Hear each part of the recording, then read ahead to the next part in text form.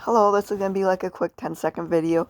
Somebody just asked me where you start a new store. They couldn't find the tab, so I'm just going to make a quick video on how to start it. I think once you start it, it's pretty self-explanatory, so I'll just make it really quick and show you where to start it.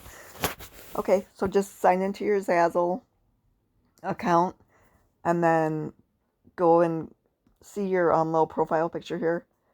Okay, click on that. Go down here to My Stores. Click on that. And then in the right hand corner, it will say Open New Store. Over here on the left will be all your stores. But anyway, over here you just click on Open New Store. And that's it. And then you can figure everything out from there. You'll have to think of a new store name and everything and create a new store, and that's it. Simple as that. Hope that helped. Bye-bye.